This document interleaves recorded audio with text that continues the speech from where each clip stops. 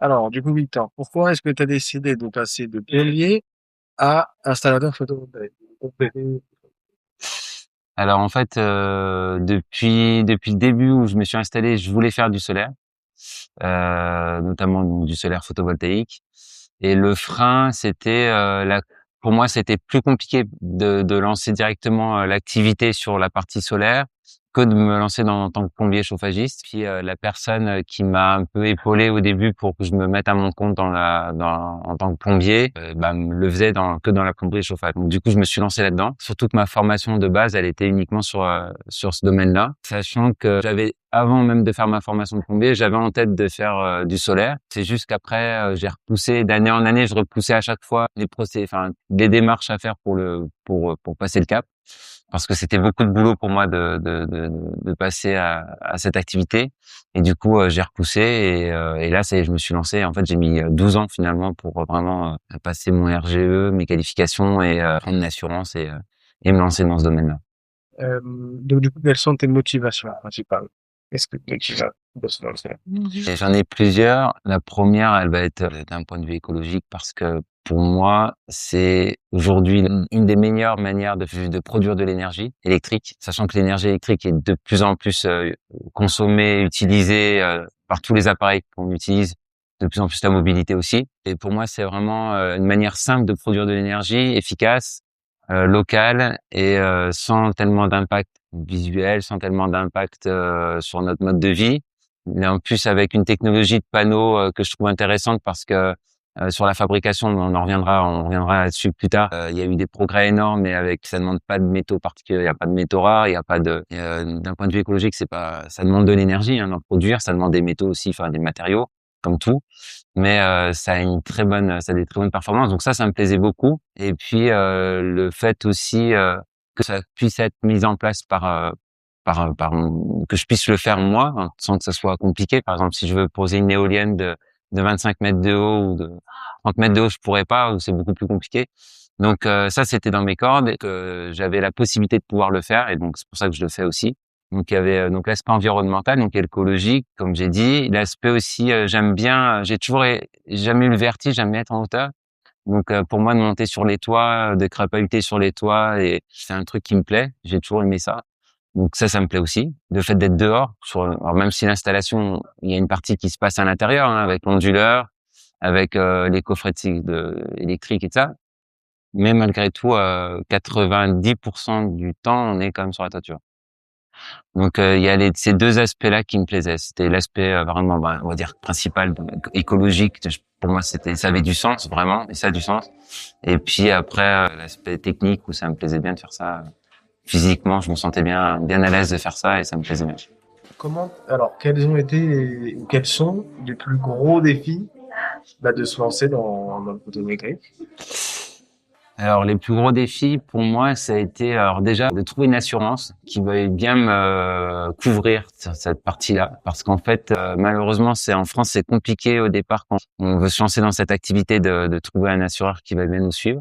Sachant que pourtant j'avais 12 ans d'expérience en tant que de Vic plomberie, donc de plombier chauffagiste, sans avoir de déclaration. De dégâts à déclarer ou quoi que ce soit. J'ai jamais fait fonctionner mon assurance, parce que j'en ai jamais eu besoin, mais j'ai toujours été assuré, évidemment. Malgré ça, ça a été compliqué. J'ai fini par trouver avec la MAF, en l'occurrence. L'aspect technique, c'est dire il faut au moins être deux pour faire une installation, pour moi, pour les monter. Puis même d'un point de vue sécurité, si vu qu'on est sur les toits de ça, il faut quand même qu'il y ait une autre personne. Donc même si on est accroché, on est mis en sécurité, ça, c'est bien d'être deux, de toute façon. Évidemment, on est deux hein, dans l'entreprise, voire même plus ce que je travaille avec des fois des collègues qui sont dans ce domaine-là. On travaille ensemble sur certaines installations, notamment Eric Chambaudy. La partie assurance, c'était la partie la plus compliquée, finalement. Ça peut paraître un peu étonnant, mais c'est vraiment la partie la plus compliquée. Comment tes compétences en plomberie t'aident à développer ton activité en photovoltaïque? On va me dire le lien entre les deux, il y en a très peu, mais finalement il y en a un peu.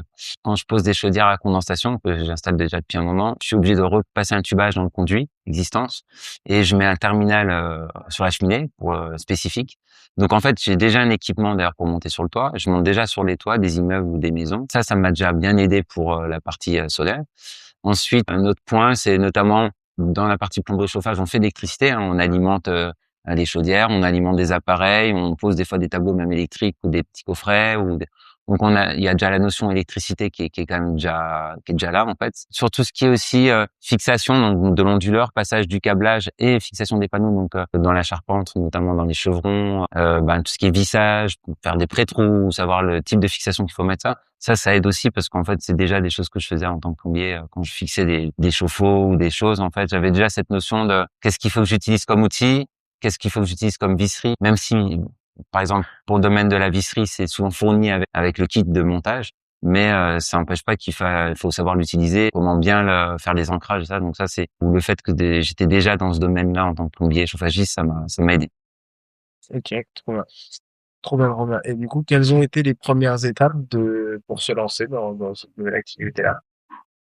Ben, les premières étapes, comme je disais, c'était l'assurance. Ensuite, ça a été une étape importante, c'était la création d'un site internet aussi dédié à Voltasol. Donc, je suis passé par Boris de Numéramèche, avec qui on fait la communication à l'heure actuelle. Et donc, le fait de se faire connaître, parce que c'est pas tout d'avoir envie d'en poser, de savoir le poser. Il faut aussi avoir des gens qui nous appellent pour ça, se faire connaître en fait. Et puis bon, la partie technique, en fait, il y a régulièrement aussi des fabricants de panneaux ou mes fournisseurs qui organisent des demi-journées ou des journées de formation gratuites pour les installateurs, plus moi une formation KDPV que j'ai passée, payante, ça c'est une formation diplômante. Moi régulièrement je me documente sur la partie technique pour me mettre à jour en fait, puisque c'est un domaine qui est relativement stable, c'est-à-dire on utilise la même technologie depuis maintenant un bon moment sur le solaire, mais avec finalement des évolutions énormes sur les panneaux, même les fixations et surtout les onduleurs, micro-onduleurs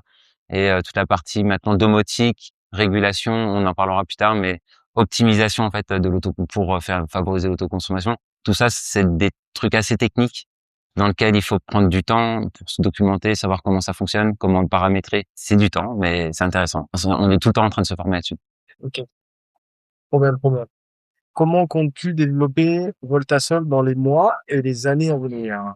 J'ai un gros avantage, c'est que j'ai pas le couteau sous la gorge financièrement parce que du coup j'ai déjà une activité de chauffagiste sur lequel j'ai même trop de boulot.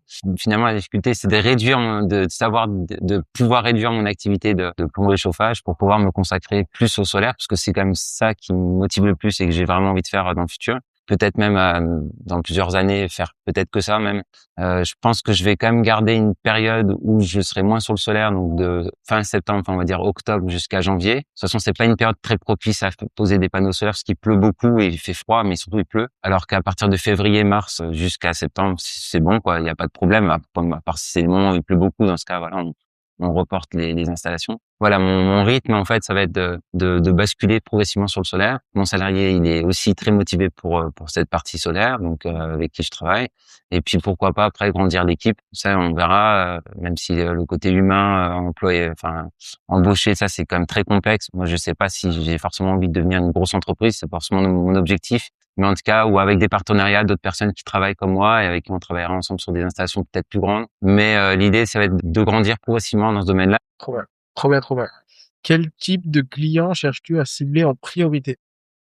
J'ai pas de client cible particulièrement. C'est toute personne qui serait intéressée et qui a un potentiel de toiture. Si techniquement l'installation est intéressante pour une personne, je vais lui en parler.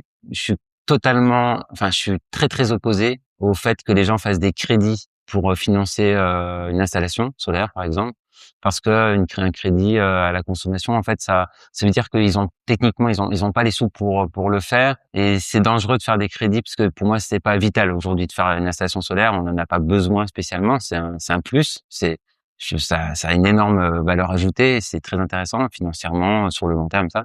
Ils ont une priorité plus importante, vitale, faut d'abord qu'ils fassent ça et une fois qu'ils ont des fonds dédiés pour le solaire, ils le font mais pas avant. Après, s'il y a des gens qui ont les moyens, qui veulent faire l'installation, ben évidemment, ça sera plutôt ces personnes-là sur plutôt moi de la maison individuelle parce que les immeubles en logement collectif c'est compliqué au niveau législatif, au niveau réglementaire, au niveau copro, je préfère pas trop m'avancer là-dessus. En tout cas, moi ça sera pas mon créneau au début. Ok, très clair, très clair. Quelle est ton approche pour te différencier des autres installateurs photovoltaïques? vraiment, je serai toujours transparent. En fait, je vais jamais vendre du rêve. Enfin, je vais dire ça coûte rien ou ça sera rentable au bout de 3 ans. Donc non, ça sera pas le cas. D'ailleurs, je tiens à préciser que c'est toujours bien de faire un deuxième devis, toujours avoir 2 devis, faire un comparatif. Moi, je le dis même à mes clients en plomberie chauffage. Alors, il y en a, ils disent non, on vous fait confiance, on veut que ça, bon, très bien, mais en tout cas, moi, je leur dis souvent, faites des devis, faites des comparatifs. Choix du matériel, donc j'en parlerai aussi à un moment donné, mais le choix des structures des kits de fixation, des panneaux et des onduleurs ou des micro-onduleurs, ça c'est important. Et après, c'est sur 25 ans, enfin, ou 30 ans, ou voilà, enfin, pour beaucoup d'années, il va falloir que ça tienne la route. Donc, proposer du matériel qui, moi, en tout cas, avec tout ce que j'ai pu voir, me paraît le plus fiable et le plus pertinent. Et puis aussi au niveau du coût de l'installation, moi je cherche pas à me rémunérer des milliers et des cents. Enfin, je gagne ma vie quoi normalement. Donc du coup, ça me permet de proposer des installations à un prix qui me paraît juste. Moi, voilà, tant que je paye bien les personnes qui bossent avec moi et puis moi-même, bah voilà, en fait, ça suffit. En fonction des toitures et du temps qu'il faudra passer dessus, le devis sera ajusté, mais en tout cas, ça sera toujours au plus juste. Quels sont les principaux freins des clients à l'installation de panneaux solaires et comment les rassurer? Pendant un bon moment, le solaire a eu mauvaise presse parce que notre cher gouvernement et nos chers élus avaient décidé d'octroyer une aide très importante sur les panneaux solaires et aussi un taux de rachat donc très élevé à 60 centimes le kilowatt, mais sous condition à l'époque de mettre les panneaux qu'ils appelaient en intégré dans la toiture, c'est-à-dire qu'il fallait détuiler. Il y a deux gros problèmes sans rentrer trop dans le détail.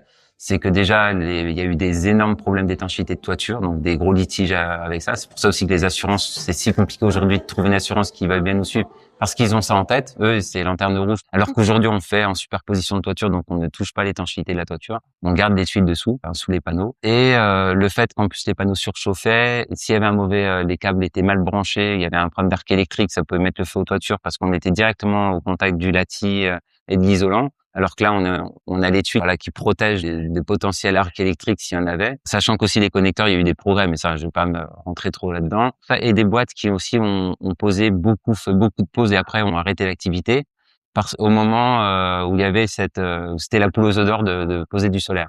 Donc aujourd'hui, il y a quand même beaucoup moins d'entreprises dans le milieu. Celles qui le font ont tendance à être plus sérieuses et le font de manière plus rigoureuse. Il y a plus cette obligation, voire même l'État dit, au contraire, il faut plutôt faire en superposition, même si on peut toujours faire en intégré. Moi, je le déconseille, mais ça peut toujours se faire. Enfin, je le déconseille. C'est même plus que je le déconseille, je le ferai pas, moi personnellement.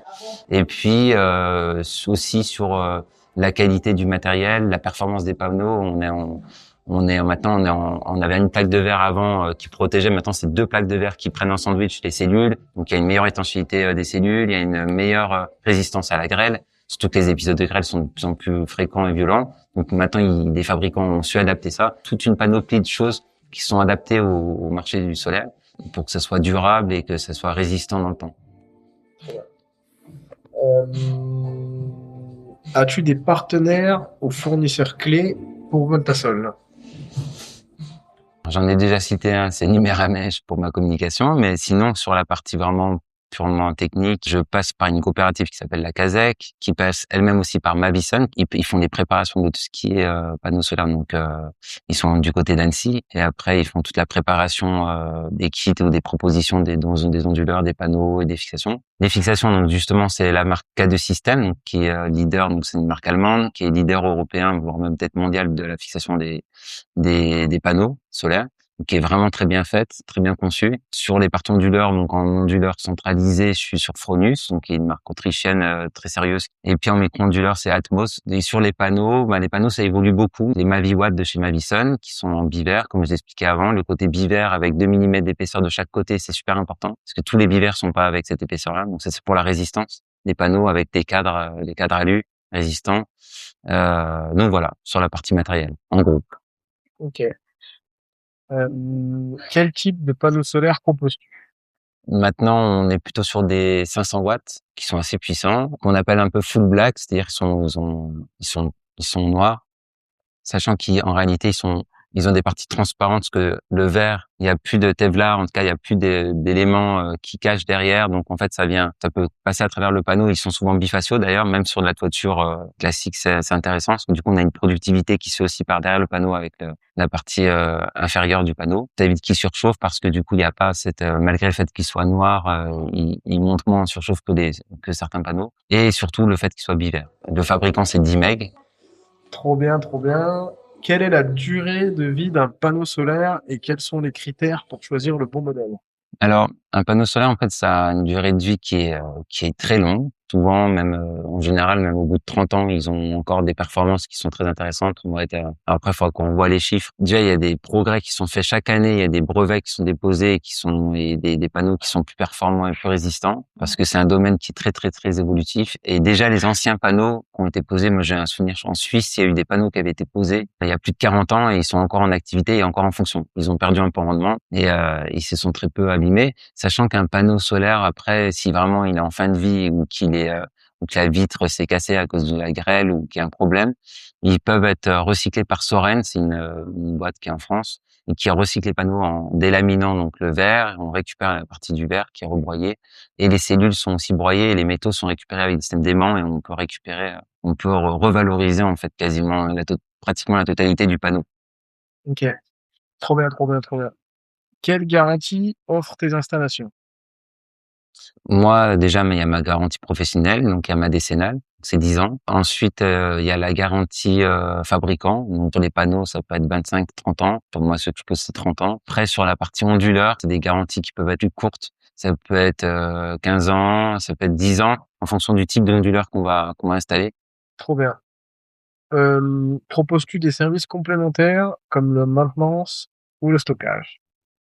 Alors oui, dans le sens où le stockage de plus en plus, notamment par rapport au nouveau décret qui est en train de sortir sur le taux de rachat de l'électricité qui risque d'être beaucoup plus bas. Et dans ce cas-là, ça sera encore plus intéressant d'autoconsommer et potentiellement de mettre des batteries, sans forcément mettre des grosses batteries, mais de mettre des batteries. D'autant plus que les batteries maintenant sont en LFP, donc lithium fer phosphate, donc avec des capacités de cycle, enfin de charge-décharge plus importantes que les anciennes batteries, donc une durée de vie plus longue et un coût moins important, moins onéreux à fabriquer, avec des métaux qui sont moins compliqués à aller chercher, même si pour le coup les batteries ça reste quand même la partie un peu problématique. Sur la partie maintenance, proposer justement des nettoyages de temps en temps des panneaux solaires, ça peut être intéressant de les nettoyer avec des produits appropriés et avec des systèmes télescopiques où on peut nettoyer, rincer sans utiliser forcément beaucoup d'eau, mais au moins enlever la pellicule qui aurait pu se former dessus et qui ne part pas avec les pluies. Parce qu'en général, avec la pluie, les pluies importantes, un peu fortes, ça a tendance à bien les nettoyer, mais ça serait pour vraiment enlever tout ce qui a tendance à s'incruster un petit peu sur le verre et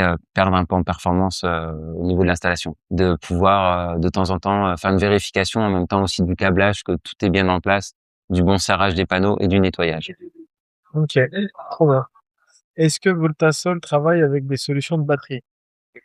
Alors oui, de plus en plus. En fait, toutes les installations déjà vont être systématiquement prévues pour qu'on puisse mettre des batteries. Ça sera des onduleurs qui sont prévus déjà. Maintenant, ils le font beaucoup. Ça sera déjà prévu pour qu'il y ait une passerelle pour pouvoir basculer sur des batteries. Donc l'idée, ça sera de voilà, soit mettre des batteries pour certaines personnes qui en veulent tout de suite, soit prévoir ça pour plus tard et dire voilà, on n'en met pas pour l'instant, mais par contre, et ça sera beaucoup plus vite rentabilisé. Trop bien. Quels sont les plus grands mythes sur l'énergie solaire que tu aimerais déconstruire?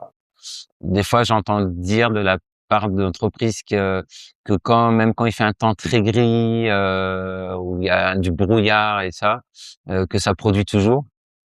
Sous-entendu, ça produit toujours autant. Donc c'est faux. En temps quand c'est très couvert ou quand il y a vraiment très peu de luminosité, ça produit beaucoup, beaucoup moins. Donc ça, faut avoir ça en tête. Ça veut dire que si on a 3, 4, 5 jours, 6 jours d'affilée où il y a très, très peu de soleil, on a très peu de production.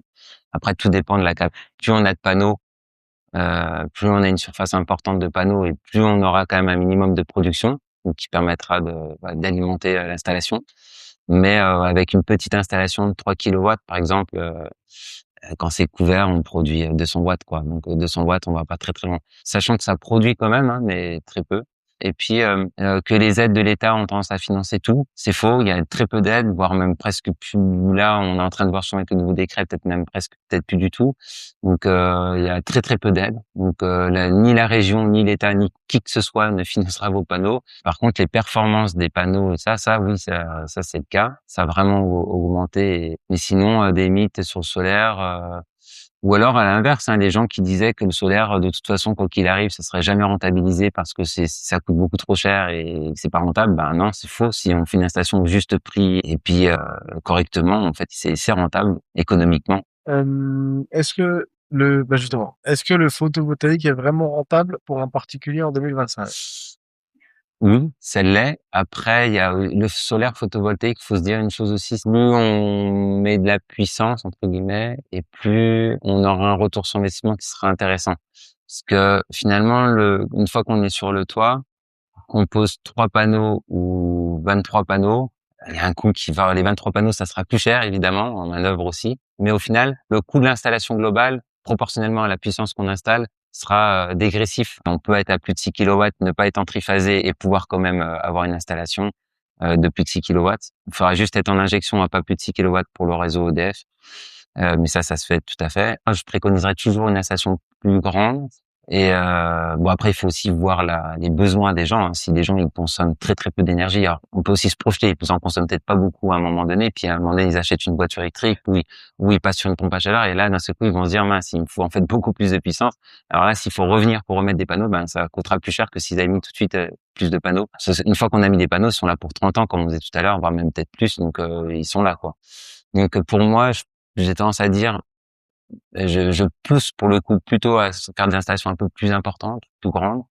Après, sans que ça soit du délirant. Si c'est vraiment une très grande toiture et que les gens ont pas beaucoup de besoins, je vais pas recouvrir la toiture de panneaux, mais aller quand même sur des installations plus grandes pour éviter d'avoir qu'on m'appelle dans 5 ans en me disant ah ben finalement il faut que j'aimerais mettre plus de panneaux parce que je me rends compte que ben en fait je consomme plus d'électricité et j'en ai un plus besoin. Ben je vais dire oui, je vais le faire, mais c'est dommage parce que du coup tout est calibré au départ par rapport à une installation, ça se fait de manière globale. On peut rajouter, mais c'est un coût plus important. Il faut reprévoir un onduleur des fois qui va pouvoir être calibré en fonction de cette puissance supplémentaire.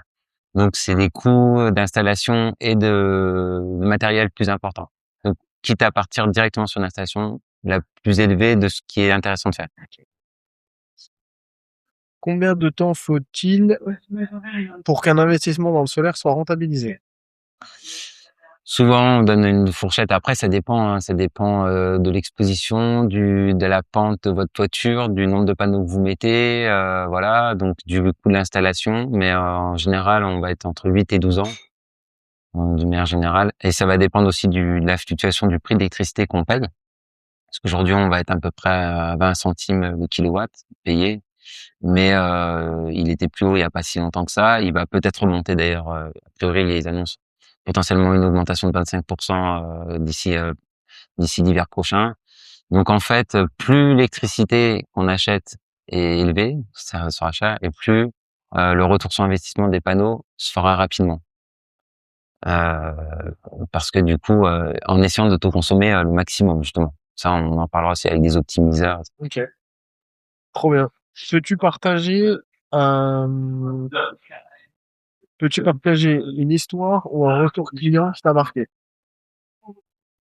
Euh, ben moi en fait à chaque fois qu'on a fait une installation, c'était toujours intéressant parce qu'une installation ça se fait pas non plus en 2 heures, donc il faut un petit peu de temps. Et du coup on a le temps aussi d'être un peu, de discuter avec les clients, d'être là. Même si finalement on n'interfère pas avec leur mode de vie, parce qu'on peut, nous quand on travaille, on coupe pas l'électricité pendant qu'on le fait, on modifie pas en fait le comportement des gens. Les gens continuent à faire leur vie finalement, mais on les voit, on passe du temps avec eux. En l'occurrence, nous, voilà, on fait des pauses, on discute, on prend le temps en fait de discuter, et donc c'est toujours très agréable. Moi, j'aime bien ce côté-là aussi. Souvent, il y a plein de questions, donc on répond aux questions. Puis aussi, c'est des moments conviviaux, donc humains, quoi. Puis en plus, non, ouais, ça répond un peu à la question aussi de qu'est-ce qui me différencie d'autres entreprises. on regarde pas notre montre. C'est-à-dire, on n'est pas en train de se dire, il faut absolument qu'à telle heure on est fini et on se barre et puis il faut que tout soit plié, quoi. On prend le temps qu'il faut. Donc, on prend le temps qu'il faut pour faire l'installation comme elle doit être. C'est-à-dire, s'il y a quelque chose qui n'était pas prévu et que ça nous prend plus de temps, bah, on prend le temps, on bâcle pas et on se dit, bah, tant pis, on avait prévu ça, on fait comme ça, basta, on s'en va. On le fait sans pour autant augmenter le prix du devis. Hein. Le devis, si je l'ai mis au début, il changera pas, hein, même si. Et puis et du coup, ça influence aussi sur le temps qu'on prend avec les clients. C'est-à-dire que le temps qu'on prend avec les clients, il est différent. Ça nous permet d'être plus tranquille, de pouvoir discuter. Et moi, ouais, j'ai des retours, j'ai des installations qui m'ont beaucoup plu par rapport à ça. Et puis et il y en a notamment une où la toiture était quand même bien pentue, l'installation était quand même pas évidente, donc ça nous a pris plus de temps que ce que j'avais pensé. Et finalement c'était super agréable parce que le client était adorable et du coup c'était vraiment un plaisir, quoi.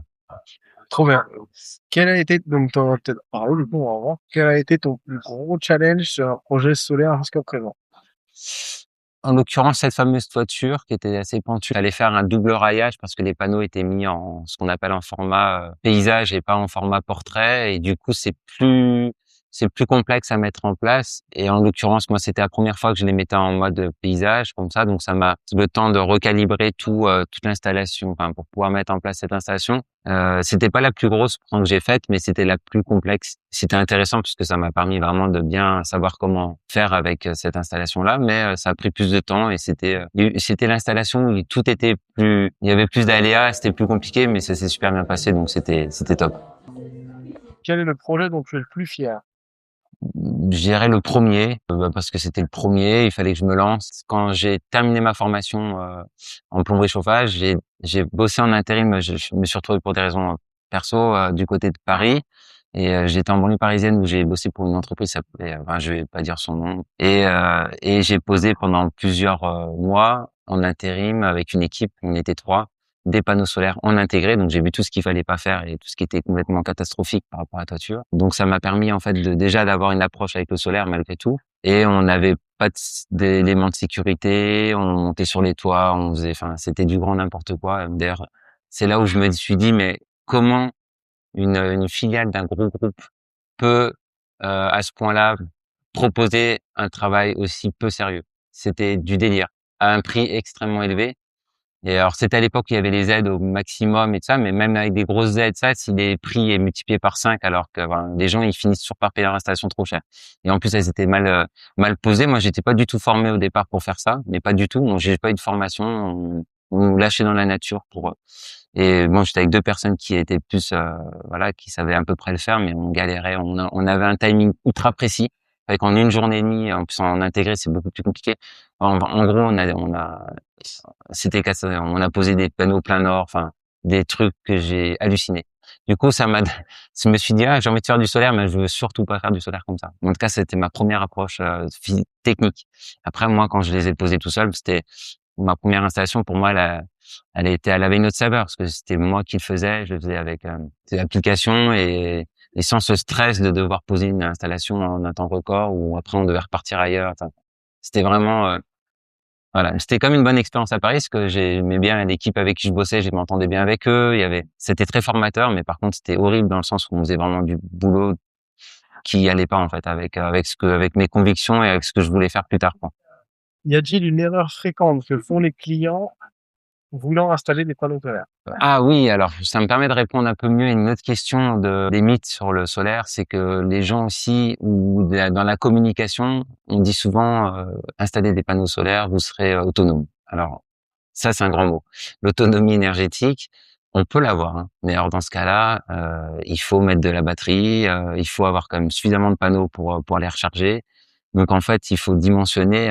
Si on a une grosse consommation d'électricité, il faut vraiment dimensionner l'installation assez en conséquence. Donc du coup, ça c'est aussi un mythe de dire tout de suite vous serez en autoconsommation, surtout quand on entend parler ça pour même des panneaux plug and play qu'on range dans le jardin. Je veux dire non, vous serez jamais en autoconsommation. Vous pourrez autoconsommer ce que vous produisez, ça ok. Parce que moins vous produisez, plus vous êtes sûr de l'autoconsommer, puisque Parce que ça sera toujours utilisé dans votre dans votre maison. Pour être autonome, ben, c'est tout un calcul. Faut voir qu'est-ce qu'on consomme, comment on peut dimensionner l'installation pour pouvoir être le maximum en autonomie et pouvoir se détacher du réseau. Mais c'est pas évident et ça se fait pas en claquant des doigts et souvent c'est souvent un budget supplémentaire aussi, quoi. C'est-à-dire que si on veut être autonome, il faut mettre la main au portefeuille et du coup, ben, calculer son retour sur investissement et sa rentabilité. Donc tout ça, ça se réfléchit en amont. Comment se déroule une installation type du premier contact à la mise en œuvre?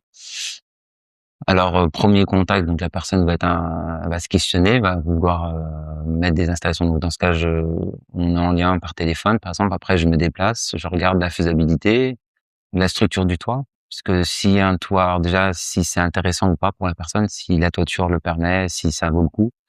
Si ça vaut pas le coup, on fait pas. Si la toiture est pas trop défoncée et que pas toute pourrie, parce que moi je prends la responsabilité de la toiture à partir du moment où je pose quelque chose sur la toiture, c'est moi qui prends la responsabilité. Donc si le toit s'écroule ou qu'il y a un problème parce qu'en fait toutes les poutres sont bouffées ou sont pourries ou que les tuiles sont en train de toutes se fissurer, ben moi je dirais non. Enfin, en tout cas je dirais faites refaire votre toiture et on en reparle après. En tout cas, on voit tous les aspects techniques.